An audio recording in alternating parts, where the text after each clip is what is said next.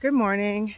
Since I got some encouragement from Blythe, who loved what I shared about someone who wasn't even her grandma, it gives me an excuse to share about Blanche Mantic, who is Blythe's grandma.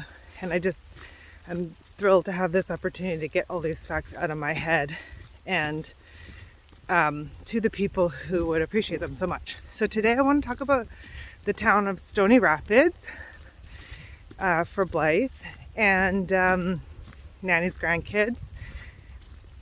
So I went there to Stony Rapids this fall. It's a town about, it's just south of the Northwest Territories border, and it's to the west of it is Uranium City.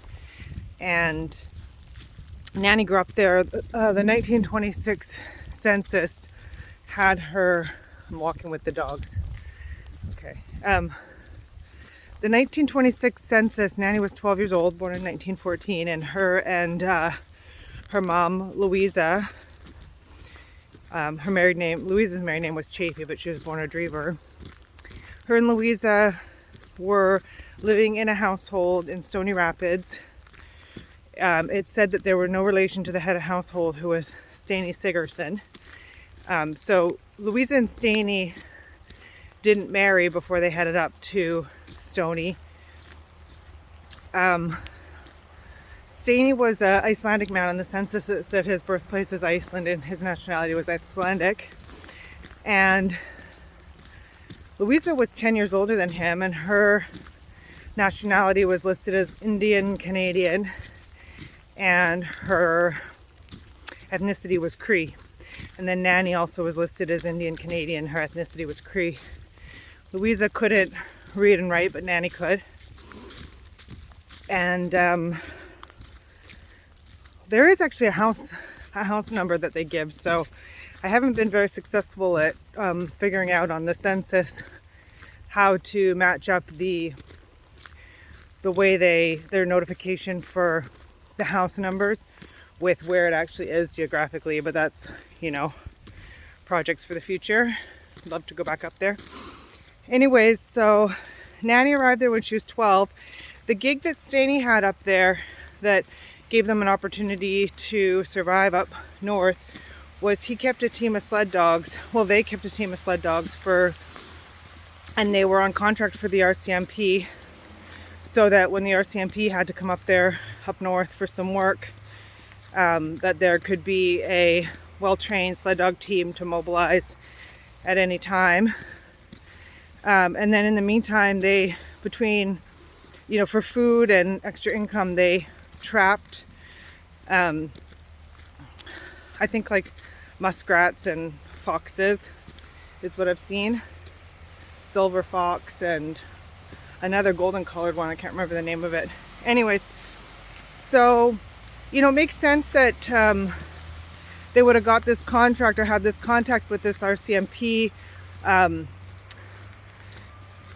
contract guy, because remember that Louisa's grandfather, who was Chief Missouasis Pierre Bélanger, he is known for having, in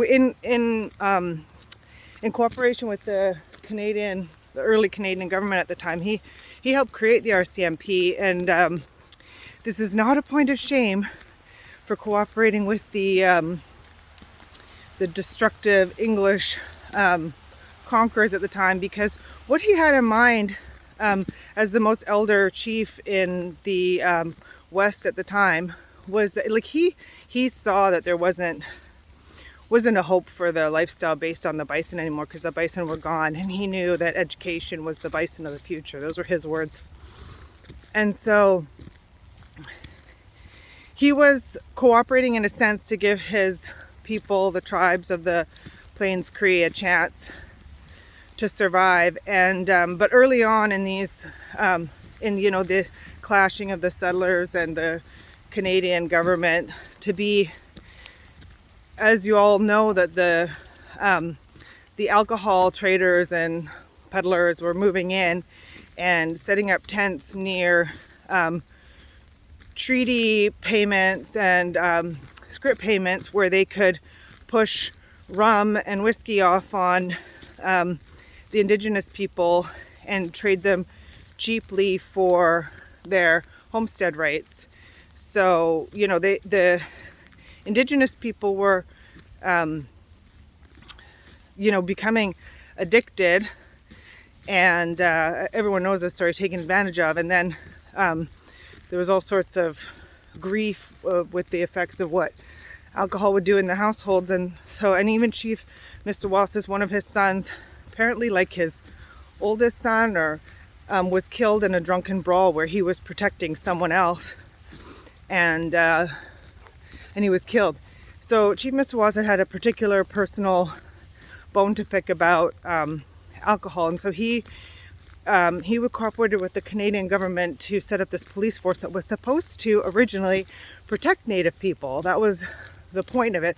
Well, it was a point of it on Big Child's side, but the Canadian government, as in all things, were falsely agreeing to treaties and promises and cooperation, and you know, they had their own agenda and interests only in mind, and they quickly forgot the agreements, and the police force became a way to oppress and control the Native people. But anyways, in let's see, this would have been about mid-1920s, 1925, 1926.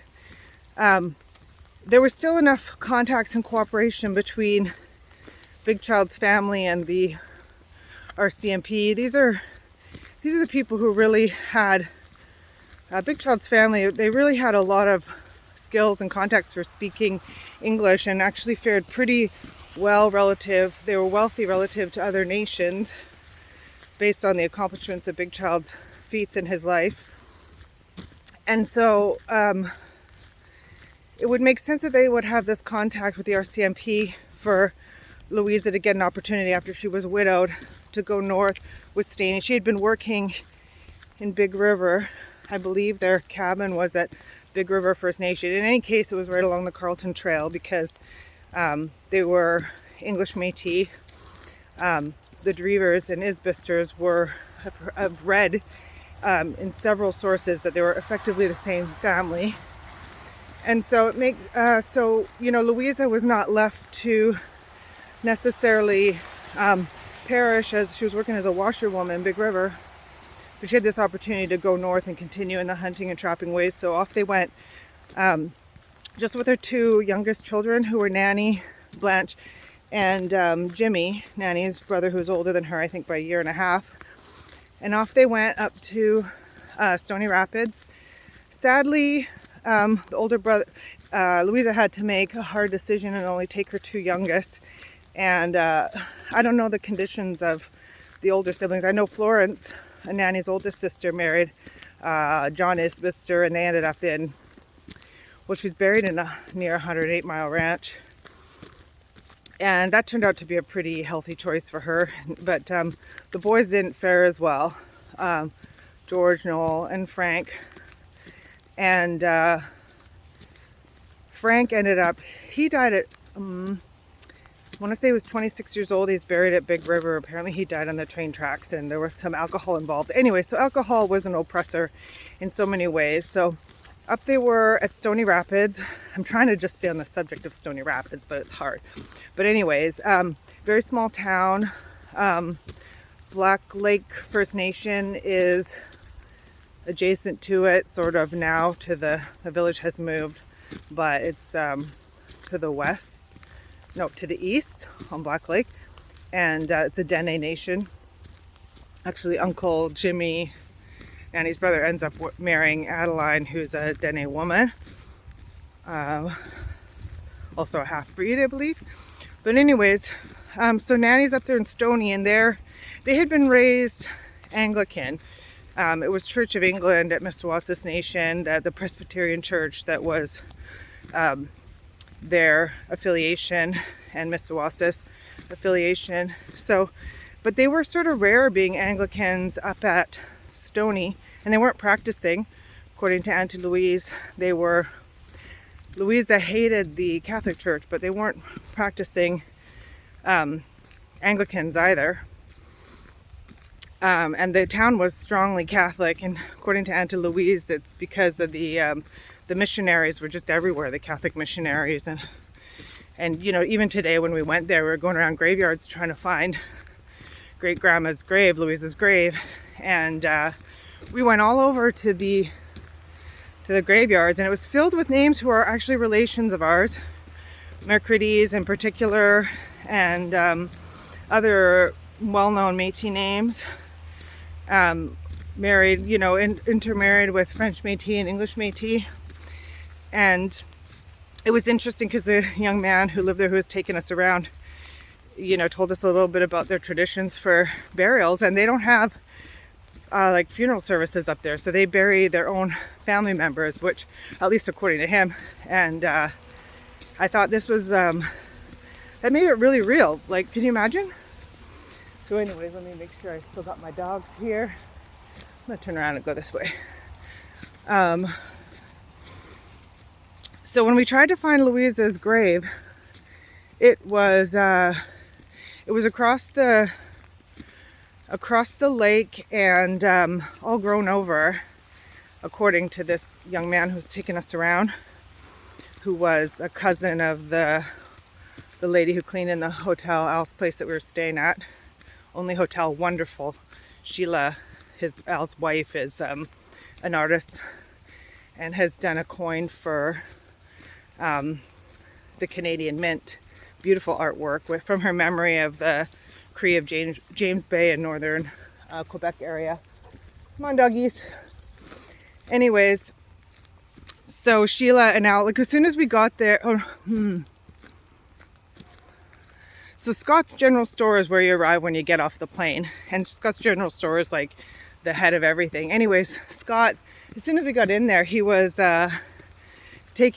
within a few minutes, he was taking us around, driving us around. It's a very hospitable place.